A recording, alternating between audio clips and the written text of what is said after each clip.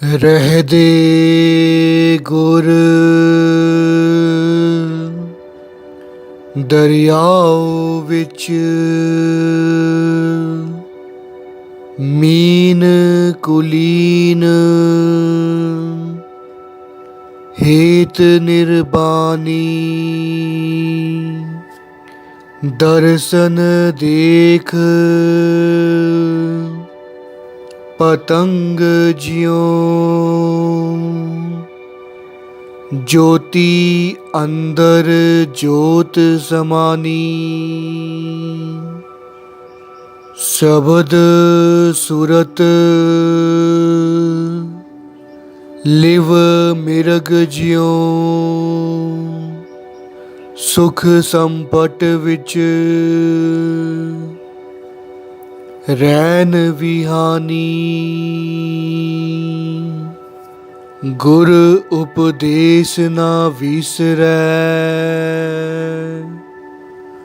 ਬਾਬੀ ਹੈ ਜਿਉ ਆਖ ਵਖਾਨੀ ਗੁਰਮੁਖ ਸੁਖ ਫਲ ਪਰਮ ਰਸ ਸਹਿਜ ਸਮਾਧ ਸਾਧ ਸੰਗ ਜਾਨੀ ਗੁਰ ਅਰਜਨ ਵਿਟਹੁ ਕੁਰਬਾਨੀ। ਵਾਹਿਗੁਰੂ ਜੀ ਕਾ ਖਾਲਸਾ ਵਾਹਿਗੁਰੂ ਜੀ की फतेह। गुरु अर्जन देव जी का प्रकाश 15 अप्रैल सन 1563 में गोविंदवाल में जिला अमृतसर में हुआ। गुरु अर्जन देव जी के पिता धन धन साहिब श्री गुरु रामदास साहब जी थे, जो कि सिखों के चौथे गुरु थे, और माता बीबी पानी जी जो कि तीसरी पातशाही गुरु अमरदास साहब जी की बेटी थी। गुरु अर्जन देव जी बचपन में अपने नाना गुरु अमरदास साहब जी के साथ खेलते थे। जब गुरु अर्जन देव जी 1 साल के हुए तो धीरे धीरे रिढ़ते रिढ़ते अपने नाना गुरु अमरदास साहब जी के पलंग के पास पहुँचे। पलंग पर तीसरी पातशाही गुरु अमरदास साहब जी बैठे थे। बालक अर्जन देव जी ने जाकर पलंग को हिला दिया। इस पर नाना गुरु अमरदास साहब जी ने कहा, कौन है पुरख पारी जिन्हें असाडी मंजी हलाई सारी। ये सुनकर बीबी पानी जी वहाँ पहुँची और पिता गुरु अमरदास साहब जी से कहा, ए दोहिता दोहिता। इस पर गुरु अमरदास साहब जी ने कहा, ए दोहिता बानी का बोहिता। यानी कि ये जो दोहिता है वो एक दिन जाकर बानी का बोहिता बनेगा। गुरु अर्जन देव जी ने गुरमुखी अपने नाना गुरु अमरदास साहब जी से सीखी और गणित की विद्या उन्होंने अपने मामा मोरी जी से प्राप्त की और देवगंधारी पिंड के पांडे से सीखी थी, और फारसी की विद्या पिंड के मौलवी से सीखी थी, और संस्कृत की विद्या पंडित बेनी से प्राप्त की। गुरु साहब जी को घोड़सवारी, और तीरंदाजी का बहुत शौक था, जो कि उन्होंने अपने नाना गुरु अमरदास साहब जी और अपने पिता चौथी पातशाही गुरु रामदास साहब जी से सीखा। गुरु अर्जन देव जी शुरू से ही बहुत ही शांत स्वभाव के थे। वे अपना सारा वक्त गुरु की बंदगी में बिताया करते थे। वे हमेशा सिमरन में जुड़ा करते थे। जैसे ही वे थोड़े बड़े हुए, सन्हारी मल, जो कि गुरु रामदास साहब जी के रिश्तेदार थे, उन्होंने अपनी बेटे की शादी के लिए गुरु रामदास साहब जी को न्योता दिया, परंतु शादी जो थी वो लाहौर में थी। इस पर गुरु रामदास साहब जी ने अपने तीनों बेटों को दरबार में बुलाया। पहले बड़े भाई प्रीतिचंद को बुलाया। उन्होंने साफ इनकार कर दिया। कहा, मैं गुरु घर की कार सेवा संभालता हूँ और बहुत ही ज़्यादा व्यस्त हूँ, मैं नहीं जा सकूँगा। उपरंत गुरु रामदास साहब जी ने अपने बेटे महादेव से पूछा। वो ज़्यादा समय भक्ति में लीन रहते थे और अपने आप में ही खोए रहते थे। उन्होंने भी जाने से इनकार कर दिया। आखिर में गुरु साहब जी ने अर्जन देव जी से पूछा। अर्जन देव जी ने उसी वक्त हाँ कह दिया, क्योंकि गुरु अर्जन देव जी अपने पिता गुरु रामदास साहब जी की हर बात माना करते थे और किसी भी काम के लिए कभी भी ना नहीं कहते थे। पिता गुरु रामदास साहब जी का हुक्म हमेशा मानते थे। इसी प्रकार गुरु अर्जन देव जी लाहौर की ओर रवाना हुए। इतिहासकार कहते हैं गुरु अर्जन देव जी की उस वक्त उम्र 14 साल की थी। लाहौर में उनकी मुलाकात साईं मियां मीर से हुई, जो कि गुरु घर को बहुत मानते थे और पूर्ण ब्रह्मज्ञानी थे। गुरु अर्जन देव जी शादी में लाहौर आ तो गए, परंतु उनका मन अपने पिता गुरु रामदास साहब जी की ओर ही था।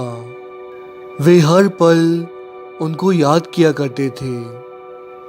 वे अपने पिता गुरु रामदास साहब जी को केवल पिता ही नहीं मानते थे, बल्कि पारब्रह्म परमेश्वर समझते थे, पूर्ण गुरु समझते थे और उनकी याद में हर पल बंदगी में जुड़े रहते थे।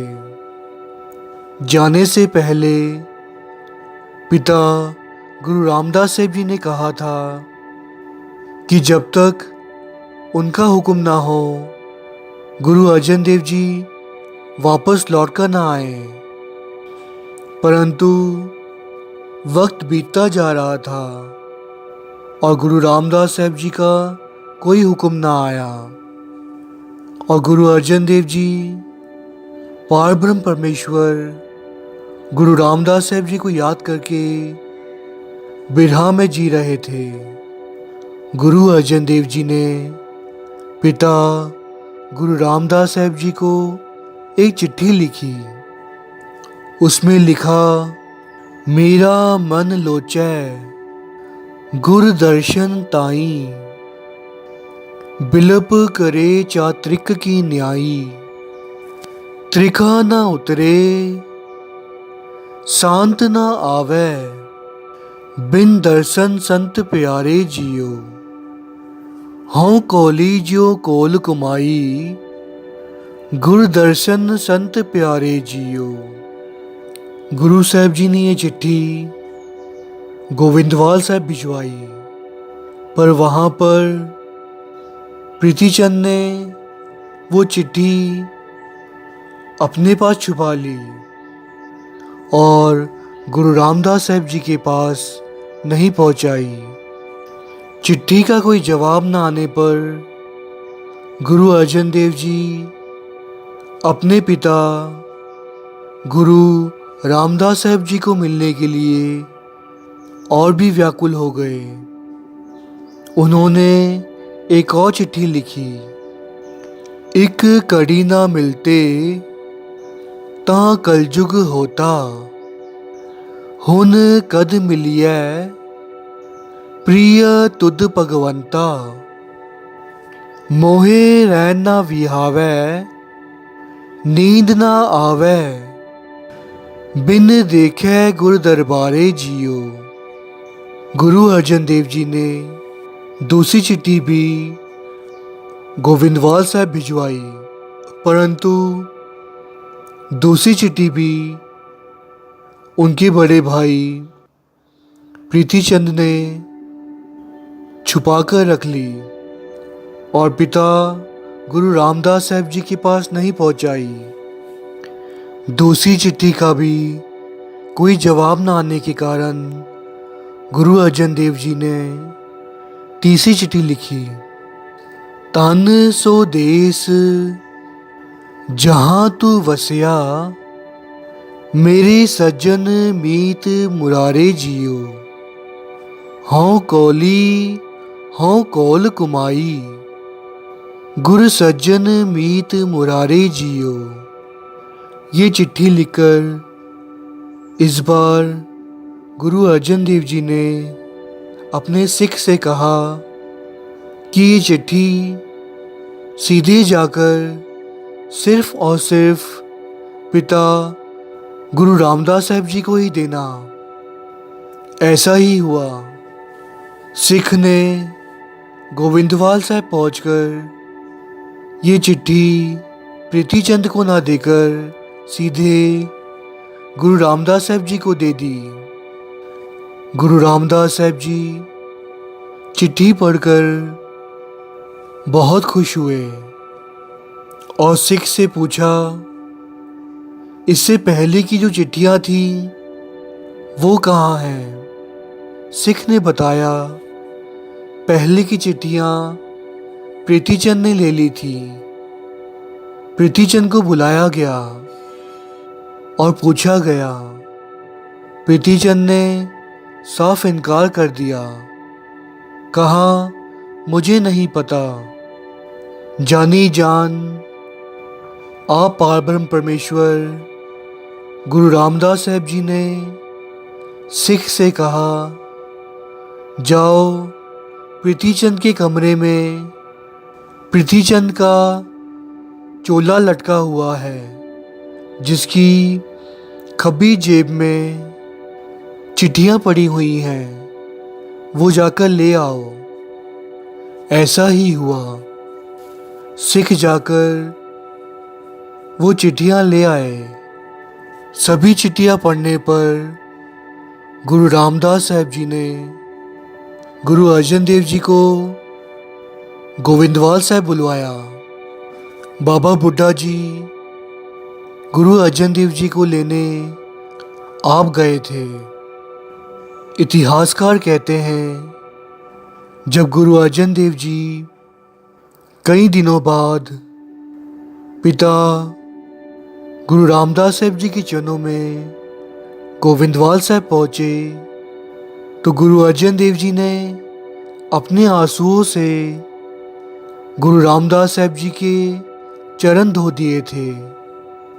पिता गुरु रामदास साहब जी ने गुरु अर्जन देव जी को अपने गले से लगा लिया और कहा, ये चिट्ठियों में जो आपने बानी लिखी है, इसकी आगे की बानी भी सुना दो।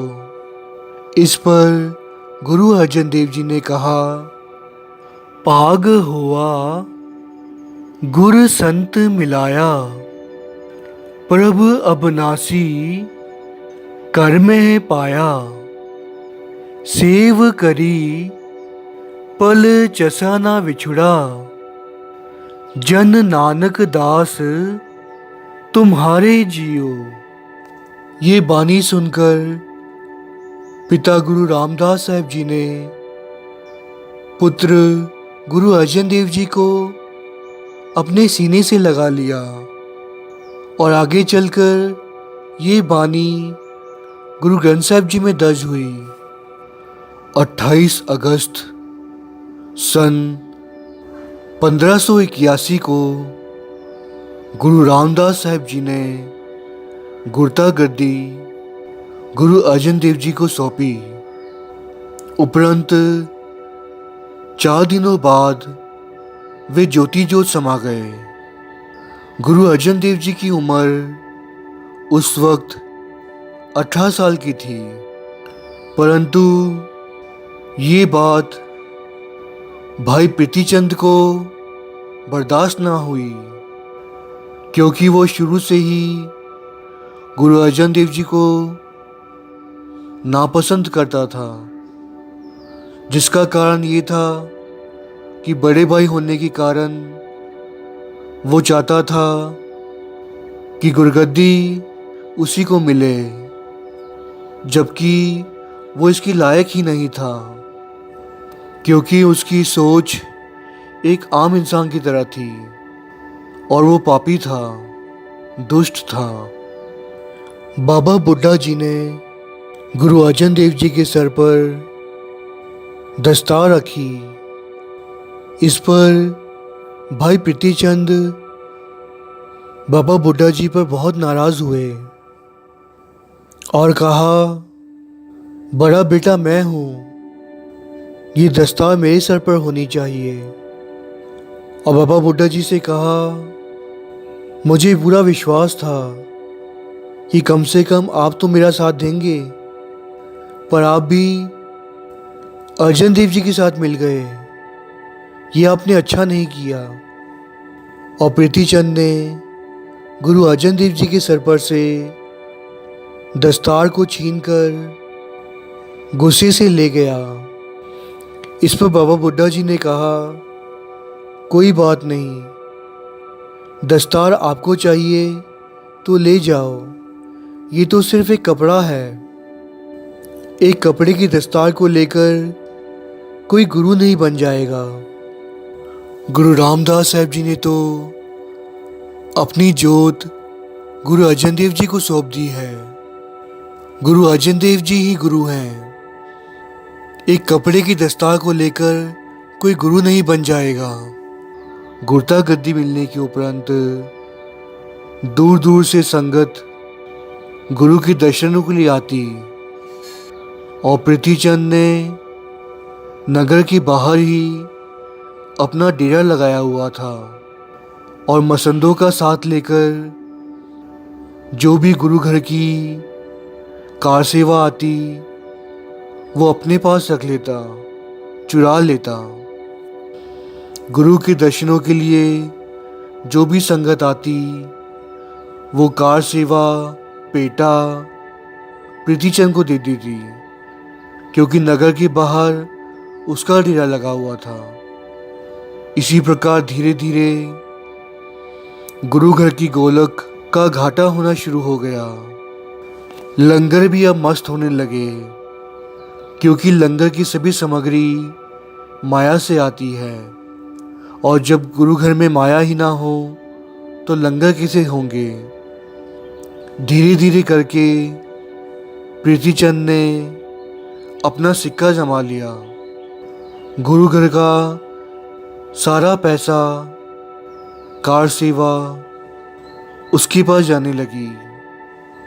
आखिरकार कहते हैं कि लंगर कराने के लिए सामग्री ही नहीं बची और गुरु अर्जन देव जी ने अपनी धर्मपत्नी के जेवर बेचकर गुरु का लंगर चलाया।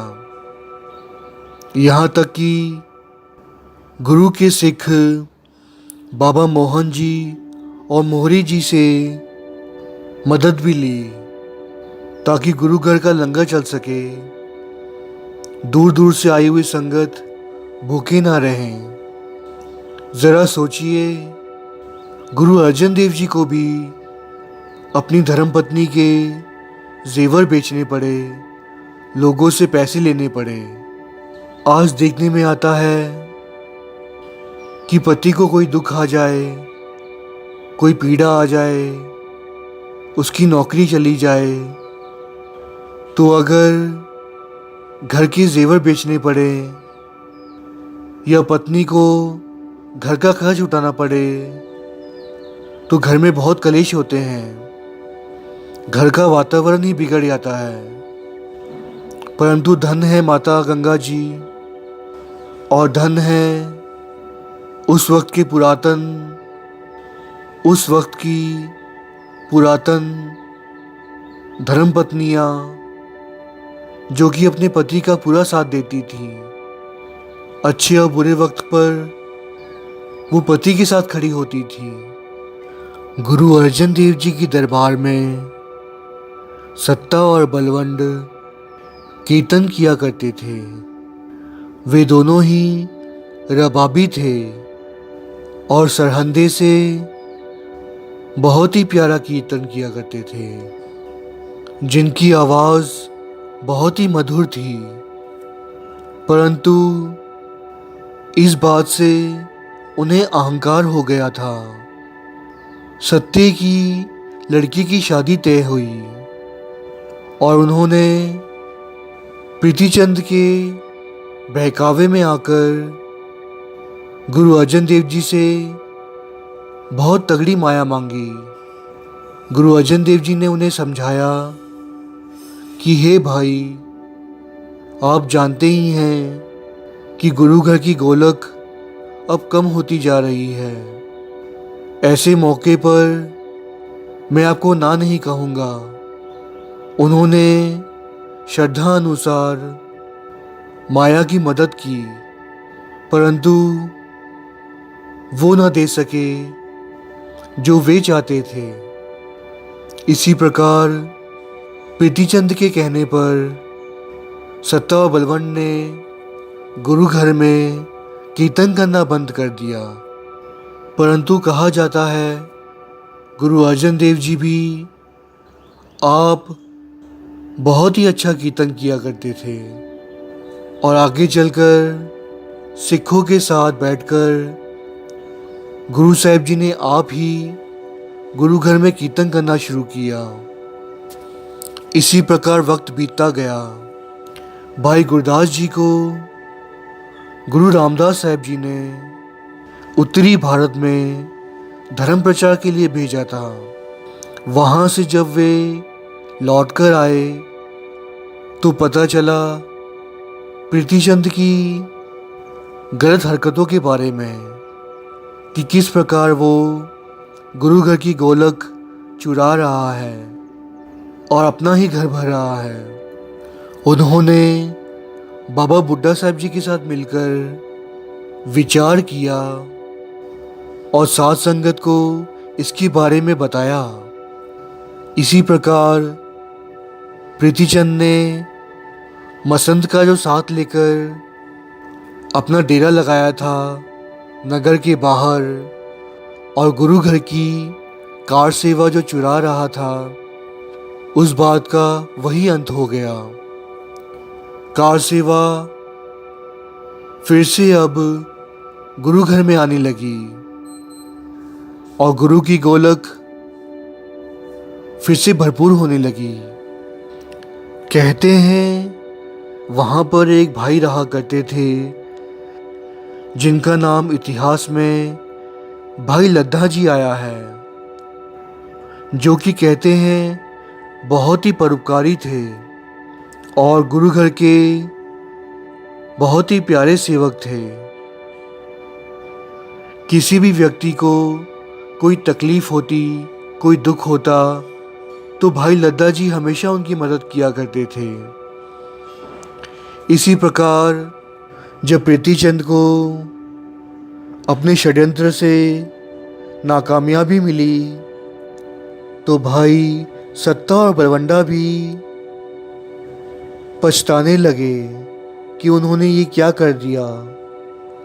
पृथ्वीचंद के बहकावे में आकर कैसे उन्होंने गुरु घर से वैर कमा लिया।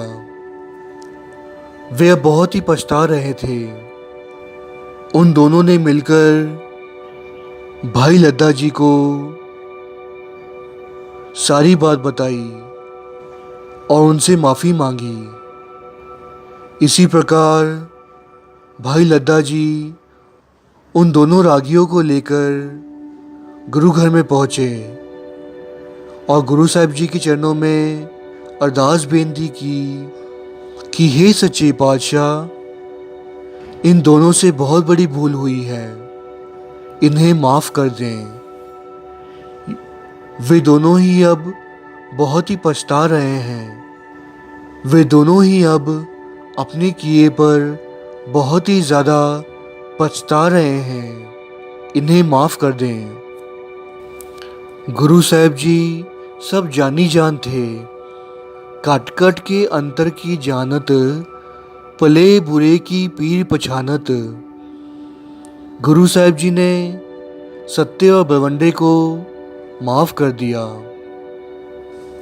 उपरंत कहते हैं सत्य और बलवंडे ने 8 पौड़े की वार लिखी,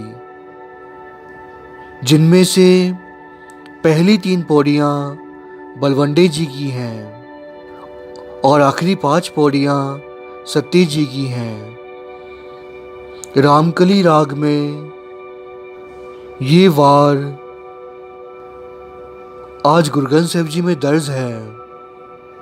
गुरु सिखों ने गुरु साहिब जी को आकर बताया कि पृथ्वीचंद लाहौर से फौज लेकर आ रहा है गुरु साहिब जी के खिलाफ लड़ने के लिए।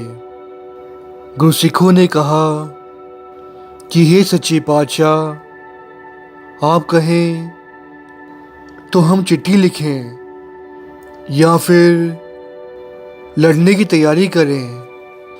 परंतु गुरु अर्जन देव जी ने कहा, प्रथमे मता जे पत्री चलाऊं, द्वितीय मता दोए मानुक पहुँचाऊं, तृतीय मता कछ कर उपाया, मैं सब किछ छोड़ प्रभ तू ही ते आया। गुरु साहिब जी ने कहा, कोई बात नहीं, जो प्रभु को मंजूर। पत्र लिखने की कोई आवश्यकता नहीं और ना ही फौज तैयार करने की आवश्यकता है। पृथ्वीचंद ने जो माया चुराई थी, इस बात को देखते हुए सच्चे पातशाह गुरु अर्जन देव जी ने दसवंत की प्रथा चलाई और सिखों को हुक्म दिया, जो भी माई पाई, जो भी धन कमाए, उसका 10वां हिस्सा गुरु की गोलक में डालें और अपनी कमाई को सफला करें। इसी प्रकार सिख संगतों ने दसवंत निकालना शुरू किया और गुरुघर में वादा होता गया। गुरु साहिब जी ने सभी को प्रेरणा दी कि सिखों को बाहर देश विदेशों में जाकर व्यापार करना चाहिए और साथ में सिक्खी का प्रचार करना चाहिए। शायद इसी कारण से आज दुनिया भर में, दुनिया के हर कोने में सिख मिलते हैं जो धर्म का प्रचार भी करते हैं और साथ में व्यापार भी करते हैं।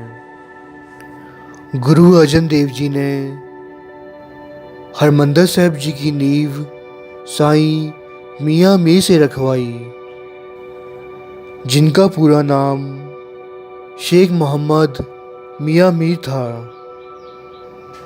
ये बात थी सन 1590 की उपरंत गुरु साहिब जी ने माझे में जाकर गुरसिक्खी का प्रचार किया, तरन तारण नगर बसाया और जब सरोवर साहिब को पक्का करना चाहा तो कहते हैं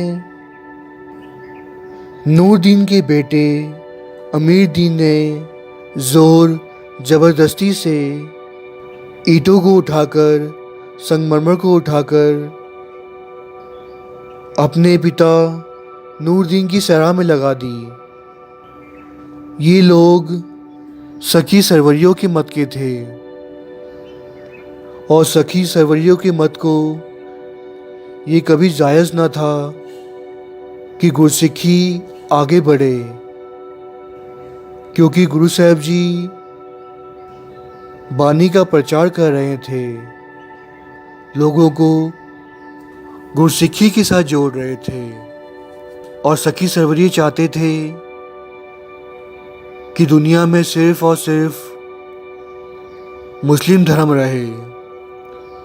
इसी कारण से वे गुरु साहिब जी को नापसंद किया करते थे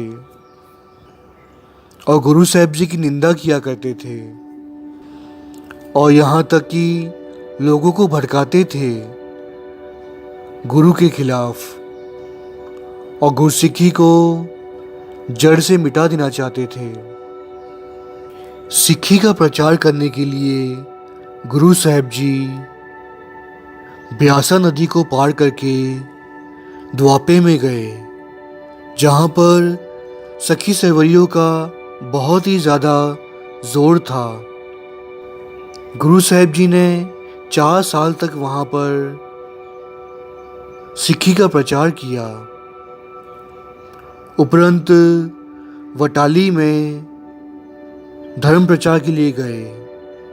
अब वहाँ के लोग सखी सरवरिये की मत को त्याग कर गुरु के साथ जुड़ गए थे और गुरसिख बन गए थे। कहते हैं उस वक्त पंजाब में अकाल पड़ गया था और बीमारी फैल गई थी। गुरु साहिब जी ने कार सेवा की सभी माया अकालग्रस्त लोगों की बीमारियों में लगा दिया, उनकी बहुत सेवा की और काल पीड़ितों की हर तरह से मदद की। उनके लिए कुएं खुदवाए ताकि उन्हें पानी मिल सके। एक बार की बात है, भाई तीर्था, जिनका इतिहास में नाम पाई मंझ आया है क्योंकि वे मंझ गोत्र के थे, वे जिला होशियारपुर के रहने वाले थे।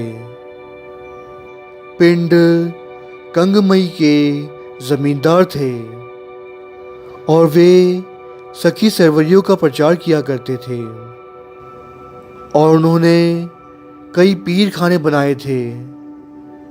वे पीरों को पूजते थे, सखी सरवरियों का साथ देते थे, उनके जत्थेदार थे। परंतु जब वे एक बार गुरु घर में आए देखने के लिए कि गुरु किस प्रकार धर्म प्रचार कर रहे हैं, अमृतसर में पहुंचकर पाई मंझ ने गुरसिखों से पूछा कि गुरु कौन से हैं, वे कहाँ मिलेंगे। सिखों ने उत्तर दिया कि लाहौर से आई हुई संगतों के वे इस वक्त जोड़े झाड़ रहे हैं, आपको वहाँ मिलेंगे। वहाँ जाकर जब पाई मंझ ने गुरु को सिख संगतों के जोड़े झाड़ते हुए देखा तो वो दंग रह गया, बहुत ही हैरान हुआ कि गुरु साहिब जी में इतनी निम्रता है। वे तो आप ही पार ब्रह्म परमेश्वर हैं। पाई मंझ को ज्ञात हो गया कि गुरु अर्जन देव जी से बड़े इस दुनिया में कोई नहीं है और उसी वक्त उसने गुरु के चरणों में बेनती की कि हे सच्चे पातशाह, मुझे अपना सिख बना लो, मुझ पर रहम करो, मुझे अपना बना लो। इस पर गुरु अर्जन देव जी ने उत्तर दिया, सुन के श्री अर्जन फरमायो, अपने गुर के तुर्क बनायो, तुर्कन के मुरीद तुम रहे, इत गुर सिखी दुर्लभ है। गुरु साहब जी ने कहा कि तुम तो सखी सरवरिये की मत को मानते हो, उनका धर्म प्रचार करते हो, हिंदुओं को जोर ज़बरदस्ती से मुस्लिम धर्म में लाते हो, लोगों से उनका धर्म छीनकर उन पर अपना धर्म थोप देते हो। सिक्खी पे सिक्खी कैसे अटकेगी, यानी कि दूसरी मत पे गुरु की सिक्खी कैसे जाएगी। परंतु आज बहुत ही शर्म की बात है, जो आज कई गुरु के सिख सखी सरवरिये की मत को अपना रहे हैं, उनकी दरगाहों पर जाकर दूध चढ़ा रहे हैं, दीवा बाल रहे हैं, जिन्होंने हमारे गुरु के खिलाफ आवाज़ उठाई, उनके साथ लड़े, उन्हें कई प्रकार के कष्ट दिए, दुख दिए, और आज हम गुरु के सिख उन्हीं का साथ दे रहे हैं। उपरंत पाई मंझ गुरु का सेवक बन गया, वो गुरु घर की सेवा करने लगा। गुरु घर में वो जंगल से लकड़ियाँ काट कर लाता था और गुरु घर में दे दिया करता था, ताकि लंगर के लिए जो लकड़ियाँ काम आए उसकी वो सेवा करता था। इसी प्रकार एक बार की बात है, जब पाई मंझ जंगल से लकड़ियाँ काट कर ला रहा था गुरु घर के लिए, तो रास्ते में आंधी तूफान आ गया और नाम जपते जपते जब वो चला आ रहा था तो आंधी तूफान के कारण वो एक खूह में गिर गया। परंतु खूह में गिरने पर पाई मंझ ने लकड़ियों को पानी में डूबने ना दिया। हाथों को ऊपर रखकर उसने लकड़ियों को बचाकर रखा भीगने से, ताकि वो लकड़ियाँ लंगर पकाने के काम आ सके, भीगे ना। गुरु अर्जन देव जी को जब इसका पता चला तब वो दौड़कर खुद आए और पाई मंझ जी को कहा, पाई मंझ ऊपर आ जाओ। परंतु पाई मंझ ने कहा, पहले गुरु साहब जी ये लकड़ियाँ ले लें ताकि ये भीगे ना। गुरु साहब जी ने पाई मंझ को खूह से बाहर निकलवाया और उन्हें अपने गले से लगा लिया और कहा, मंझ प्यारा गुरु नू, गुरु मंझ प्यारा, मंझ गुरु का बोहिथा, जग लंघन हारा। एक बार की बात है, भाई बाला और भाई किशन गुरु साहब जी की हजूरी में आए और माथा टेका। वे दोनों गुरु घर के कथावाचक थे। दोनों ने गुरु साहब जी के आगे बेनती की कि हे सच्चे पातशाह, हम आपके दर पर कथा करते हैं और संगत हमसे बहुत खुश है, क्योंकि हम उन्हें सच्ची राह दिखाते हैं। परंतु हमारा अपना मन कभी शांत नहीं रहता। कुछ उपाय बताएं। इस पर गुरु अर्जन देव जी ने उत्तर दिया कि आप कथा करते हैं, संगत को समझाते हैं, सही राह बताते हैं और संगत उस राह पर चलती है और अपना जीवन सफला करती है। परंतु जो आप लोग संगत को समझाते हैं वो खुद नहीं करते। जो आप कथा करते हैं, विचार करते हैं, उस पर आप खुद ही अमल नहीं करते, इसीलिए आपका मन शांत नहीं रहता। गुरु साहब जी के चरणों में भाई बाला और भाई किशन जी ने अपना सर झुका लिया और माफ़ी मांगी और गुरु साहब जी को आश्वासन दिया कि वो गुरबानी के आधार पर चलेंगे और कभी कोई गलत काम नहीं करेंगे। गुरु साहब जी और साथ संगत दास पर भी कृपा करें कि दास भी जो कहता है गुरु के चरणों में साथ संगत आशीष बख्शें, दास भी गुरुमत अनुसार अपना जीवन धारण कर सके और सच्ची राह पर चल सके, ताकि दास का भी जीवन सफला हो सके और आवागमन कर सके। 3 साल तक लाहौर में बारिश नहीं हुई। कहते हैं सभी फसल उजड़ गई थी। सभी जीव जंतु अपने प्राण त्याग रहे थे। पानी की कमी के कारण बीमारियां फैल रही थी और बहुत से लोग भी मर रहे थे। एक ऐसा समय आया कि जगह जगह पर लाशें बिछी हुई थीं, जिनमें से दूर दूर तक बदबू फैल रही थी। इतिहासकार कहते हैं कि बादशाह अकबर भी उस वक्त लाहौर में ही था। बदबू के कारण और बीमारियों के कारण वो वहाँ रह ना सका और उसने लाहौर छोड़कर दूसरी जगह प्रस्थान कर दिया। गुरु साहब जी को ये खबर मिली कि लाहौर में अकाल पड़ गया है, बीमारियों के कारण लोग मर रहे हैं। गुरु साहब जी ने लाहौर पहुंचकर लोगों की बहुत सेवा की, बीमार लोगों का दवा दारू किया और लाशों को खुद अपने कंधों पर ले जाकर उनका अंतिम संस्कार किया।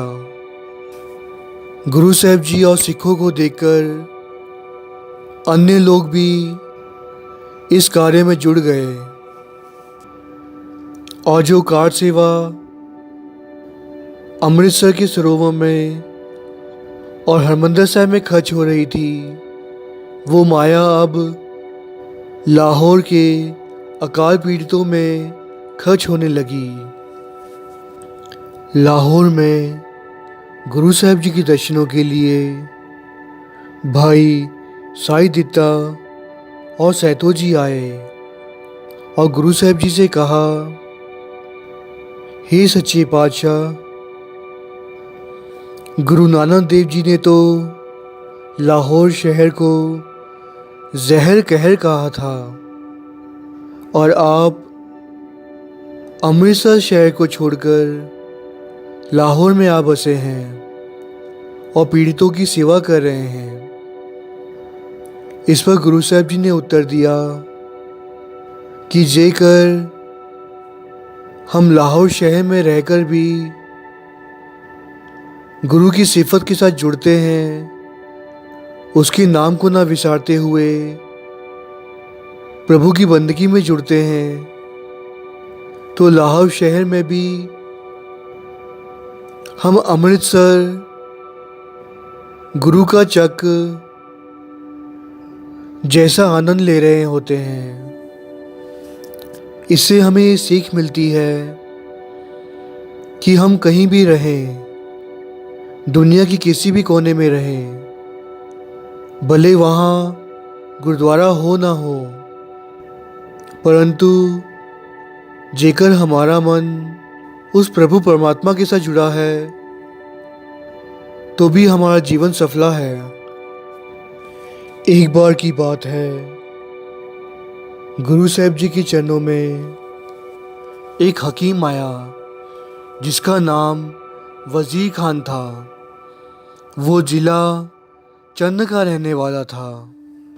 गुरु साहिब जी के चरणों में उसने माथा टेका और गुरु साहिब जी ने उसे बहुत ही खूबसूरत उपदेश दिया। गुरु साहिब जी ने कहा, तुम्हें हमेशा पांचों नमाज के साथ जुड़ना है। पहली, अल्लाह की याद विसरन ना दें, यानी कि उस प्रभु की याद को कभी विसरने मत देना। दूसरा, हमेशा सब्र रखना, संतोष रखना। तीसरा, निम्मी धारण करनी, यानी कि निम्रता धारण करना। चौथा, वंड खाना, यानी कि वंड छकना, बांटकर खाना। और पंजवा, मन पर काबू रखना। हकीम वजीर खान को गुरु साहिब जी ने ये उपदेश दिया जिससे उसका उद्धार हुआ। पंजवें पातशाह गुरु अर्जन देव जी ने चारों ही गुरुओं की वाणी को एकत्र किया। इसके अलावा भक्तों की वाणी को भी एकत्र किया और गुरु साहिब जी ने ग्रंथ तैयार किया। इतिहासकार कहते हैं उस समय ग्रंथ साहिब जी के कुल 974 अंक थे। ग्रंथ साहिब जी का 1/3 भाग गुरु अर्जन देव जी का रचा हुआ है, जिनमें कुल 1416 शब्द हैं, 82 अष्टपदियाँ, 71 छंद हैं, 24 सोहेले हैं और 107 पौड़ियाँ हैं, 247 श्लोक हैं।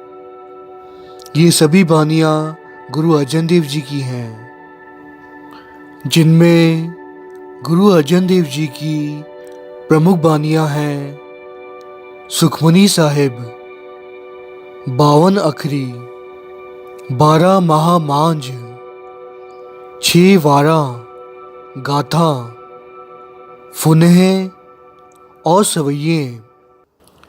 जैसे ही ग्रंथ साहिब जी तैयार हुए, इतिहासकार कहते हैं कि गुरु अर्जन देव जी उस दिन के बाद कभी पलंग पे नहीं सोए। पलंग पर उन्होंने ग्रंथ साहिब जी का प्रकाश किया और आप नीचे सोया करते थे। गुरु साहिब जी वाणी का इतना सत्कार किया करते थे। इसी प्रकार 30 अगस्त 1604 को ग्रंथ साहिब जी का पहला प्रकाश गुरु अर्जन देव जी ने बाबा बुड्ढा जी से करवाया।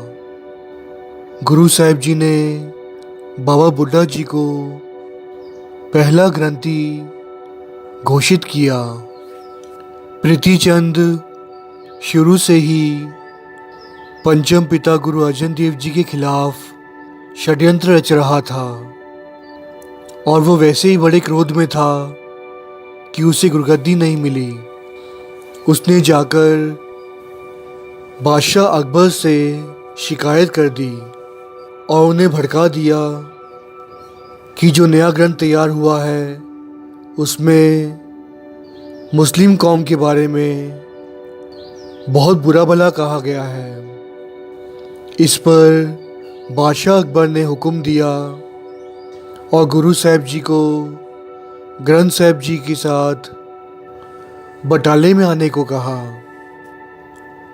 गुरु अर्जन देव जी ने घोड़े मंगवाए, हाथी मंगवाए और ग्रंथ साहब जी का प्रकाश हाथी पर करवाया। बहुत ही खूबसूरत सिंहासन लगवाया। आप चौसाहब करते हुए सिख संगत के साथ बहुत ही अदब के साथ अकबर के पास पहुंचे। अकबर ये सब देखकर बहुत हैरान था। उसने देखा कि ग्रंथ साहब जी की सेवा ये सभी गुरसिख एक बादशाह से बढ़कर कर रहे हैं। जब बादशाह अकबर को ग्रंथ साहब जी पढ़ाया गया, उसका मतलब समझाया गया, तो बादशाह अकबर का शंका दूर हो गया। वो समझ गया कि ग्रंथ साहब जी में सिर्फ और सिर्फ उस पिता परमेश्वर की उपमा है और कुछ नहीं। गुरु अर्जन देव जी ने कई नगर वसाए, जैसे कि संतोखसर की नींव रखी, तरन तारण साहब की नींव रखी। तरन तारण साहब जी का बहुत ही विशाल सरोवर तैयार करवाया। करतारपुर की नींव रखी। अमृतसर हरमंदिर साहब की नींव रखवाई थी और अमृतसर शहर भी वसाया था। गुरु साहब जी ने हर जगह पर सरोवर बनवाए, जिसका कारण ये था कि उस ज़माने में जो शूद्र हुआ करते थे, नीची जात की हुआ करते थे, उन्हें एक कुएं में पानी पीना संभव ना था। सरोवर साहब में हर कोई एक साथ स्नान कर सकता था, पानी पी सकता था। गुरु साहब जी ने सरोवर तैयार करवाकर जात पात का पिन पेद मिटा दिया था। शादी को कई साल बीत गए थे, पर गुरु साहब जी के घर कोई संतान नहीं थी। वैसे तो गुरु सारी सृष्टि की मालिक हैं, उनके हाथों में ही सब कुछ है, वे सब कुछ कर सकते थे, परंतु अपने सिख को वडियाई बख्शने के लिए गुरु अर्जन देव जी ने माता गंगा जी को बाबा बुड्ढा जी के पास भेजा, संतान का वर प्राप्त करने के लिए। कहते हैं प्रातःकाल माता गंगा जी सेवादारों से लंगर पकवाकर अपने साथ कई सेवादारों को लेकर, सिखों को लेकर घोड़े पर बैठकर बाबा बुड्ढा जी के पास पहुंची। परंतु बाबा बुड्ढा जी भक्ति में लीन थे। सेवादारों ने कह दिया कि बाबा जी तो बंदगी में जुड़े हैं। माता गंगा जी घर वापस लौट गईं। जाकर गुरु साहब जी को बताया। गुरु साहब जी ने कहा, जब महापुरुषों को मिलने जाना होता है, कुछ मांगना होता है, वर की प्राप्ति करनी होती है, तो घोड़ों पर बैठकर सेवादारों के साथ शानो शौकत में नहीं जाया करते, झुककर जाया करते हैं। अगले ही दिन माता गंगा जी ने अपने हाथों से खुद लंगर पकाया, मिस्से प्रसादे, प्याज और लस्सी का लंगर लिया और बाबा बुड्ढा जी के पास नंगी पैर चल के गई। बाबा बुड्ढा जी ने माता जी को दूर से ही देख लिया और कहा, माता जी आप भोजन लाई हैं, बहुत बहुत धन्यवाद, आज बहुत भूख लगी है। बाबा बुड्ढा जी ने लंगर छका और प्याज को अपने हाथों से मुक्का मारते हुए कहा कि आपके घर एक ऐसा योद्धा पैदा होगा जो दुष्टों के इसी तरह से सर पन देगा, सर फोड़ देगा, जो दुष्टों का इसी प्रकार से नाश करेगा। समय बीतने पर ऐसा ही हुआ। गुरु अर्जन देव जी के घर माता गंगा की कुखों गुरु हरगोबिंद साहब जी का प्रकाश हुआ।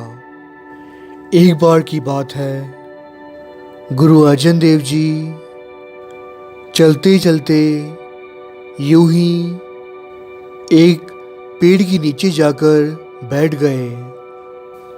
उस जगह का नाम था खानपुर। वहाँ का रहने वाला भाई हेमा वहाँ से गुजरा। उस वक्त धीमी धीमी बारिश हो रही थी।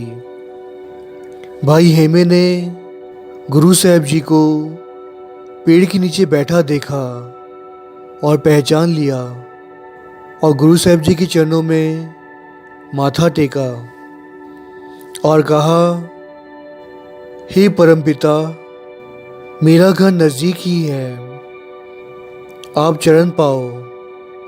वो गुरु साहब जी को अपने घर ले गया और आंसुओं से गुरु साहब जी के चरण धो दिए और गुरु साहब जी से कहा, हे सच्चे पातशाह, मैं बहुत ही गरीब हूँ, घर में खाने को भी नहीं होता, मेरे कपड़े भी फटे हुए हैं। भाई हेमे जी को गुरु अर्जन देव जी ने बहुत ही खूबसूरत उत्तर दिया, जो कि गुरु ग्रंथ साहिब जी में अंग 648 पर है, जो कि राग जयश्री में है। पौड़ी बस्ता टूटी झोपड़ी, चीर सब छिन्ना, जात ना पत ना आदरो, उद्यान पर मिन्ना, मित्र ना इन धन, रूपहीन, किछ साक ना सिन्ना, राजा सगली शिष्ट का, हर नाम मन पिन्ना, तिसकी धूड़ मन उधरै, प्रभ होए सुप्रसन्ना। गुरु साहब जी यहाँ पर कह रहे हैं कि भले ही तेरी झोपड़ी टूटी हुई है, कपड़े फटे हुए हैं, ना कोई ऊंची जात पात है, ना तेरा कोई आदर करता है, ना तो तेरा कोई मित्र है, ना तेरे पास धन है, ना तेरा सुंदर रूप है, तेरे पास कख नहीं है, परंतु फिर भी तू तो राजा है, वो भी सारी सृष्टि का, क्योंकि तेरे मन में प्रभु का नाम बसा हुआ है। तूने प्रभु के नाम को अपने हृदय में बसा दिया है, जिससे प्रभु बहुत खुश हैं। इस साखी से हमें बहुत बड़ा उपदेश मिलता है कि भले हमारा भी कोई साथी ना हो, कोई संबंधी ना हो, भले कोई हमें ना पूछे, भले ही हम कितने गरीब हों, पर जेकर गुरु हमारे साथ हुआ, प्रभु का नाम अपने हृदय में बसा लें, तो हम भी तर जाएंगे, गुरु साहब जी हम पर भी खुश हो जाएंगे। लख खुशियाँ पातशाहियाँ जे सतगुर नदर करे। जब गुरु हरगोबिंद साहब जी 9 साल के हुए तो चंदू के पंडितों ने, ब्राह्मणों ने चंदू की लड़की के रिश्ते के लिए गुरु हरगोबिंद साहब जी को पसंद किया और चंदू को चिट्ठी लिखी। ये बात जब चंदू को पता चली तो वो बहुत ही क्रोधित हुआ और पंडितों को कहा, ये तुमने अच्छा नहीं किया। मेरी बेटी चुबारे की ईंट के समान है और तुमने उसे मोरी जैसी कुल के साथ रिश्ता जोड़ दिया। इस बात का जब गुरु के सिखों को पता चला तो गुरु के सिखों ने दिल्ली से गुरु अर्जन देव जी को चिट्ठी लिखी और कहा, चंदू की बेटी का रिश्ता आए तो इनकार कर देना, क्योंकि चंदू ने गुरु घर के बारे में बहुत बुरा भला कहा है। जब पंडित चंदू की लड़की का रिश्ता लेकर गुरु साहब जी के चरणों में पधारे तो गुरु साहब जी ने चंदू की लड़की का रिश्ता लेने से इनकार कर दिया। ये बात जब चंदू को पता चली तो वो बहुत क्रोधित हुआ। एक बार की बात है, गुरु साहब जी का दीवान सजा हुआ था। वहाँ पर दल्ले पिंड के रहने वाले भाई नारायण दास गुरु साहब जी की हजूरी में आए और हाथ जोड़कर बेनती की कि उनकी पुत्री दामोदरी का हाथ गुरु हरगोबिंद साहब जी के हाथों में दिया जाए। भाई नारायण दास ने अपनी पुत्री दामोदरी के रिश्ते के लिए गुरु साहब जी के चरणों में बेनती की और गुरु साहब जी ने वो बेनती परवान कर ली। उपरंत गुरु हरगोबिंद साहब जी की सगाई भाई नारायण दास जी की पुत्री दामोदरी से की गई। 1605 में जहांगीर ने दिल्ली का राज संभाला। जहांगीर शुरू से ही नहीं चाहता था कि सिख आगे बढ़ें। वो दुनिया में सिर्फ और सिर्फ इस्लाम धर्म चाहता था। चंदू ने जहांगीर को भड़काया और कहा कि सिख कौम दूर दूर तक फैलती जा रही है। गुरु अर्जन देव सिखी का प्रचार कर रहे हैं, जिससे कि मुस्लिम कौम को खतरा है। जहांगीर ने सुली खान को फौज के साथ पंजाब भेजा गुरु अर्जन देव जी के खिलाफ लड़ने के लिए। चंदू यही चाहता था कि गुरु अर्जन देव जी को अमृतसर से निकाल दिया जाए। चंदू ने जहांगीर को बताया कि बड़े भाई होने के नाते गुरगद्दी प्रीतिचंद को मिलनी चाहिए थी, परंतु ऐसा नहीं हुआ। प्रीतिचंद जो था वो चंदू का साथी था। सब मिलकर गुरु साहब जी के खिलाफ षड्यंत्र रच रहे थे। सुली खान फौज को लेकर अमृतसर की तरफ आ रहा था। रास्ते में एक पड़ाव आया जहाँ पर पट्टे की आग में घोड़े का पैर फिसला और घोड़े समेत सुली खान पट्टे में जल गया। इस पर गुरु अर्जन देव जी ने बानी उच्चारी, जो कि बिलावल राग में गुरु ग्रंथ साहिब जी में अंग 825 पर है। बिलावल महला पंजवा। सुलही ते नारायण राख, सुलही का हाथ कहीं न पहुँचे, सुलही होए मुआ ना पाक। यानी कि नारायण की कृपा से, प्रभु की कृपा से सुलही अपनी मौत मर गया। सुलही का हाथ गुरु साहब जी तक पहुंचा ही नहीं। सुलही अपनी मौत मर गया, वो भी नापाक होके, क्योंकि जो मुस्लिम होते हैं उन्हें दफनाया जाता है, ना कि जलाया जाता। और जो जलकर मरते हैं वो नापाक हो जाते हैं। सुलही की मौत का भतीजे सुलभी खान को पता चला।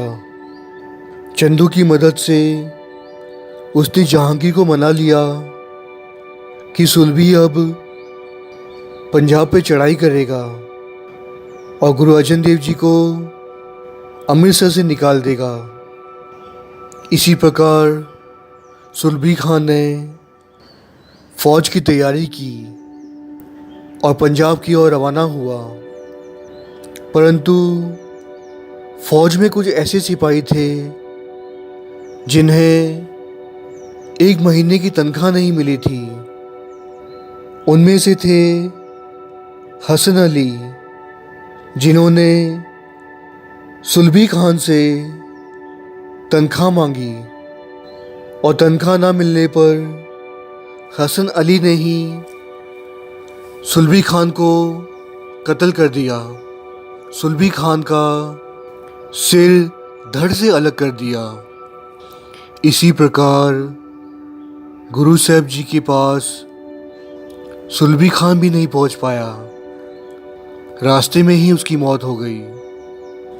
आज हम टीवियों पर अकबर बीरबल सीरियल्स देखते हैं, उनकी किताबें पढ़ते हैं और बहुत खुश होते हैं।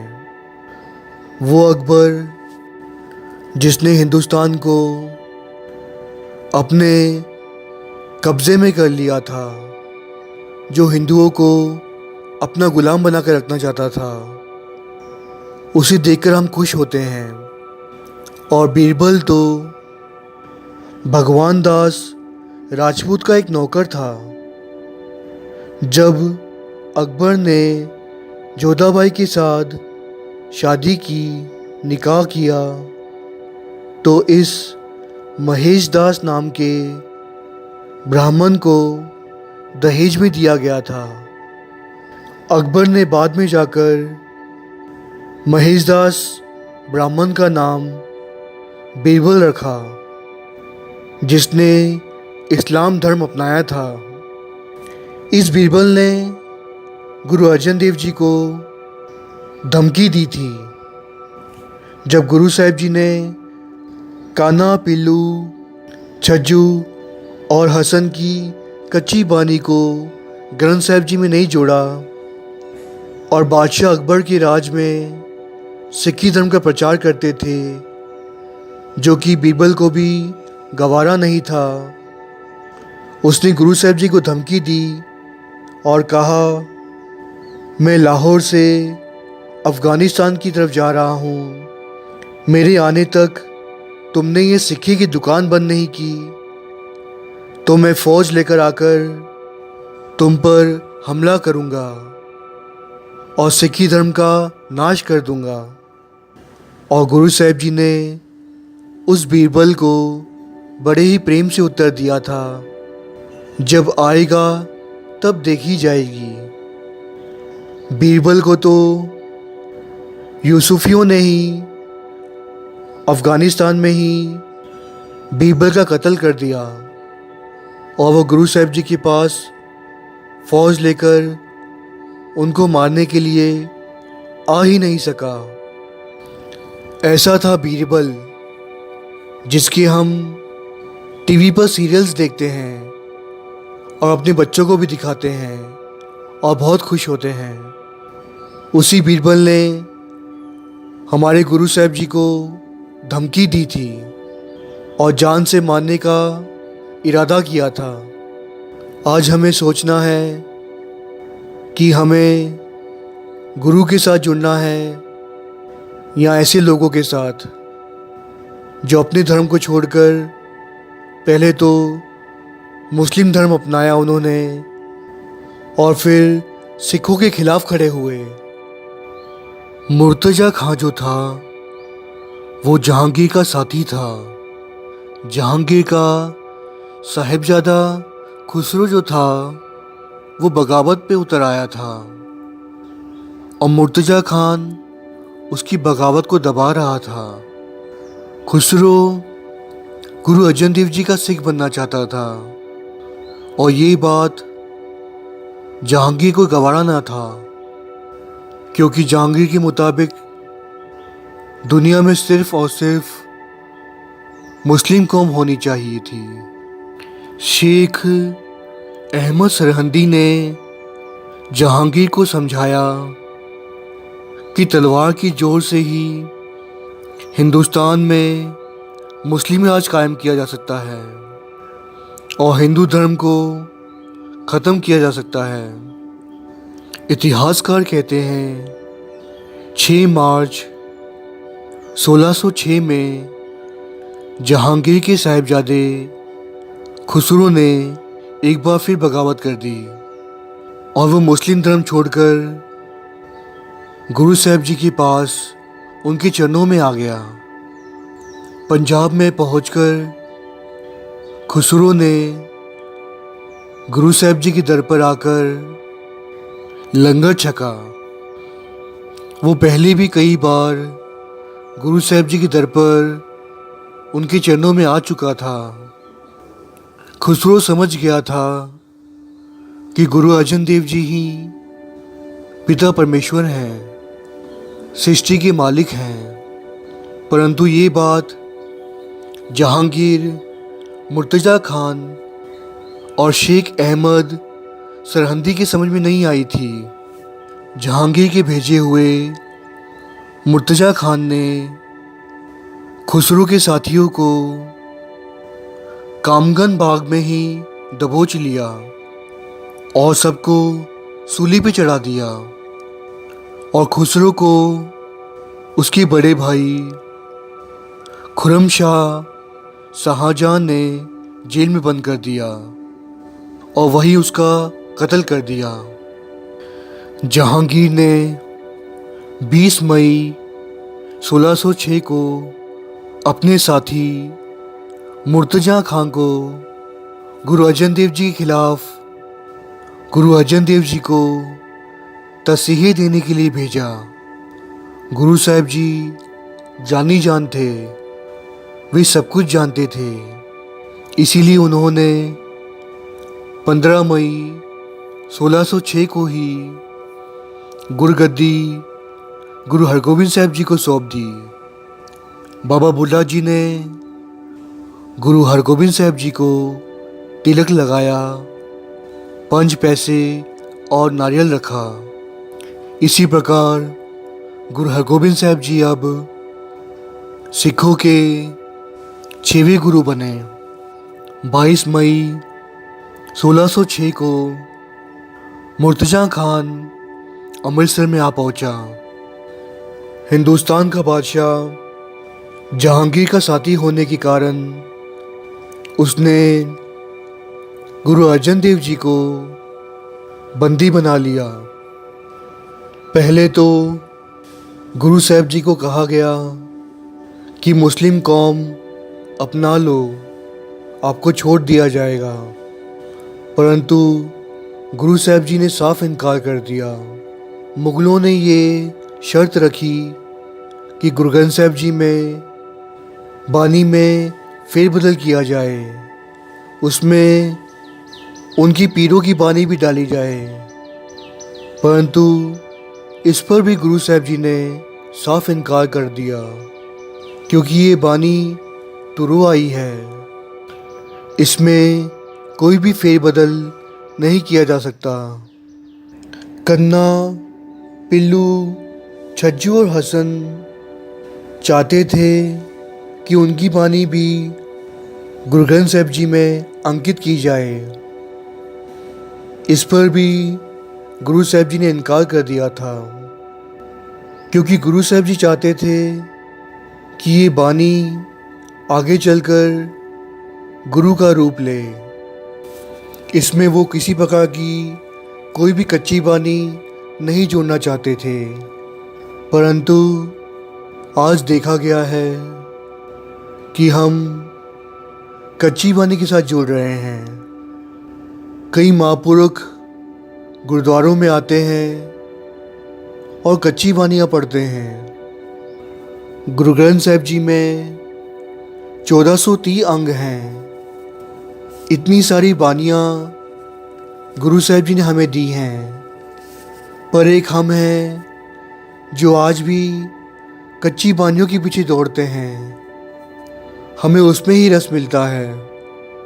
जिस प्रकार आज हम देखते हैं पंजाब में कई लॉरियों के पीछे लिखा होता है, नाम खुमारी नानका चढ़ी रहे दिन रात, और कई कच्चियाँ बानी लिखी होती हैं, जैसे कि नानक नीवा जो चले लगी न तत्ती वाओ, एको सिमरो नानका जो जलतल रहा समाए। उस वक्त ऐसी कई कच्चियाँ बानियाँ संसार में चल रही थी। पृथ्वीचंद जैसे बहुत से लोग कच्चियाँ बानियाँ बनाकर अपनी ही पोथियाँ तैयार कर रहे थे, पर गुरु साहिब जी ने एक ऐसा ग्रंथ तैयार किया जिसमें सिर्फ और सिर्फ सच्ची बानी थी, तुरोवाई बानी थी।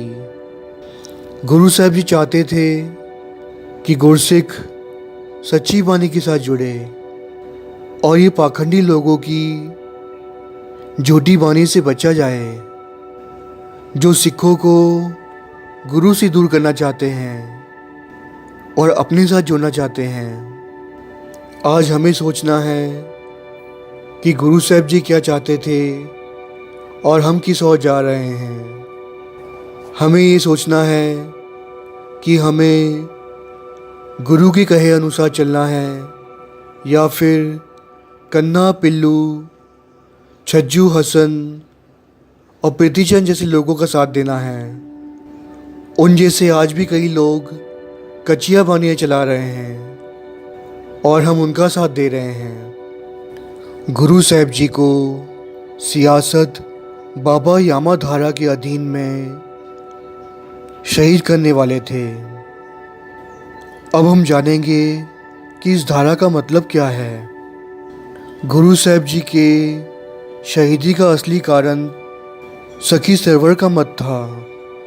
वो लोग ये चाहते थे कि दुनिया में सिर्फ और सिर्फ मुस्लिम कौम हो, और जिस प्रकार सिखी का प्रचार गुरु अर्जन देव जी कर रहे थे, उन्होंने अमृतसर शहर वसाया, हरमंदिर साहिब की नींव रखी, अमृतसर का सरोवर तैयार किया, तरन तारण साहिब नगर वसाया, गुरुद्वारे की नींव रखी, सरोवर तैयार किया, जिसमें हर कौम हर मज़हब के लोग आकर स्नान कर सकते थे। ये सब बातें सखी सरवर मत को जायज़ ना थी। वो नहीं चाहते थे कि इस्लाम कौम के अलावा कोई और धर्म आगे बढ़े। ये सखी सरवर शुरू हुआ था 1120 में। सखी सरवर मत का मुखी बगदाद से पाकिस्तान आया, जिला गाजी खान में पिंड नगाहे में पहुंचा, जिसे आज पीर नगाहे वाला कहते हैं। इस्लाम धर्म में 4 गुनाह माने जाते हैं। पहला काफिर। काफिर वो होता है जो परमात्मा को नहीं मानता। दूसरा शिरक, जो परमात्मा की तुलना करता है और परमात्मा से बड़ा अपने आप को मानता है। तीसरा सिकद, जो अपनी पूजा करवाता है, अपने आप को बड़ा मानता है। चौथा बिदर, जो आजकल देखते हैं जो कब्रों में दिया जलवाता है, वहाँ मत्थे टिकवाता है। सोचिए, जो इस्लाम धर्म में ही गुनाह माना जाता है और सिख धर्म में तो ये सब बिल्कुल नहीं जायज़ है, परंतु आज भी हम देखते हैं सिख धर्म के कई लोग दरगाहों में जाते हैं, वहाँ चादर चढ़ाते हैं, दिए जलाते हैं, माथे टेकते हैं, दूध चढ़ाते हैं। आज सिख कौम किस ओर जा रही है? गुरु ने हमें क्या सिखाया है? हमें गुरु ग्रंथ साहिब जी बख्शे हैं। सब सिखन को हुक्म है, गुरु मान्यो ग्रंथ। गुरु गोबिंद सिंह जी ने तो हमें हुक्म दिया है कि हमें सिर्फ और सिर्फ गुरु ग्रंथ साहब जी की लड़ लगना है और कब्रों में जाकर माथे नहीं टेकने, दिए नहीं जलाने। पर आज भी हम सिखों में ही कमी है जो हम गलत राह पर चढ़ पड़ते हैं। सियासत बाबा यामा धारा के अधीन में गुरु साहब जी को शहीद करना था। ये धारा 1252 में चंगेज़ खान ने बनाई थी। इस धारा का ये मतलब था किसी भी धर्म के जो आगू पुरुष होते हैं, महापुरुष होते हैं, साधु संत होते हैं, जो धर्म के बड़े होते हैं, आगू होते हैं, उन्हें अगर शहीद करना हो तो इसी धारा के अधीन शहीद करना चाहिए। क्योंकि जब धर्म के आगू का, महापुरुष का, साधु संत का खून जब ज़मीन पर गिरता है तो जिसने कत्ल किया होता है उस धर्म का खाक हो जाता है। इसीलिए धारा बनाई गई थी ताकि किसी धर्मी पुरुष को जब शहीद करना हो तो उनका खून ज़मीन पर ना गिरने दिया जाए। इस धारा में ऐसे ऐसे तस्वीरें होते हैं जैसे कि देग में उबाल दिया जाता है, इससे खून कभी ज़मीन पर नहीं गिरता। देग में बिठाकर साड़ दिया जाता है, इससे भी खून ज़मीन पर नहीं गिरता। सर पर गरम गरम रेता डाला जाता है ताकि खून ज़मीन पर ना गिरे। इतिहासकार कहते हैं पंचम पिता गुरु अर्जन देव जी को इसी प्रकार के तसीहे दिए गए थे। कहते हैं पहले दिन गुरु साहब जी को बहुत ज़ोर दिया गया कि वो मुस्लिम धर्म अपना लें, परंतु उन्होंने इनकार कर दिया। कई बार समझाया गया उन्हें कि ग्रंथ साहब जी में उनकी अपनी बानियाँ जोड़ी जाएं, उससे भी गुरु साहब जी ने इनकार कर दिया। कई प्रकार के तसीहे दिए गए। दूसरे दिन गुरु साहब जी को उबलते हुए पानी में बिठाया गया, पर गुरु साहब जी डोले नहीं। तीसरे दिन गुरु साहब जी को तत्ती तवी पर बिठाया गया और सर पर गरम गरम रेता डाला गया और पांचवें दिन जाकर गुरु साहब जी को रावी दरगाह में बहा दिया गया। इसी प्रकार 30 मई 1606 में गुरु अर्जन देव जी ज्योति ज्योत समा गए। गुरु साहब जी ने हम सिखों के लिए ऐसा ग्रंथ तैयार किया था जिसमें सिर्फ और सिर्फ सच्ची बानी थी, तुरु आई बानी थी। उन्होंने शहादत दे दी हम सिखों के लिए, ताकि हम आगे चलकर सिर्फ और सिर्फ सच्ची बानी के साथ जुड़ें और कच्ची बानी से दूर रहें। मुग़लों ने उन्हें तसीहे दिए कि वो इस्लाम धर्म में आ जाएं, सिखी धर्म छोड़ दें, पर उन्होंने शहीद होना कबूल किया। शहीद उन्हें कहते हैं जब मरते वक्त शहीद होने वाले व्यक्ति को जीने का एक बार मौका दिया जाता है। उन्हें शर्तें दी जाती हैं, अगर वो शर्तों को मान जाते हैं तो उन्हें बख्श दिया जाता है, जीवन दान दिया जाता है। और अगर शर्तें वे नाकबूल करते हैं, जीने की राह को वो छोड़ देते हैं और मरना कबूल करते हैं, उन्हें शहीद कहा जाता है। जो मौका मिलने पर भी जीवन दान ना लें। गुरु साहिब जी हम सिखों के लिए शहीद हुए ताकि सिक्खी धर्म कायम रह सके, और आज हम सिख धर्म को छोड़कर यहाँ वहाँ भटक रहे हैं।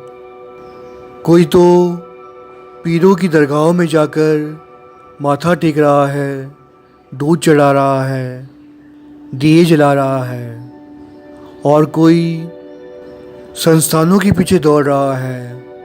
वो संस्थान जो सिक्खी से दूर कर देते हैं और अपने साथ जोड़ देते हैं, जिनकी अपनी नींव झूठ पर टिकी है। वो हमारे सच्चे सुच्चे धर्म को छुड़वाकर हमें बेवकूफ़ बना रहे हैं। पर आज हम ना जाने क्यों सिक्खी से दूर होते जा रहे हैं। सिख धर्म में पैदा होने के बावजूद भी सिख अपने केस कटाते हैं, दरगाहों में जाते हैं, संस्थानों में जाते हैं। गुरु साहिब जी हम सब पर कृपा करें, हमें सुमत बख्शें कि हम सिक्खी में कायम रह सकें और अपना जीवन सफला कर सकें। अवर उपदेशै आप ना करै, आवत जावत जन्मै मरै। गुरु साहिब जी मुझ पर भी कृपा करें, साथ संगत असीस बख्शो, जो मैं कह रहा हूँ उस अनुसार खुद भी चल पाऊँ और अपना जीवन सफला कर पाऊँ। कथा करते हुए आप जी के दास से कई प्रकार की भूला हो गई हैं। साथ संगत बख्शन योग हो, भुल्ला बख्शो, असीस बख्शो कि दास आप जी की इसी प्रकार सेवा करता रहे। फतेह का जवाब फतेह में दें। वाहिगुरु जी का खालसा, वाहिगुरु जी की फतेह।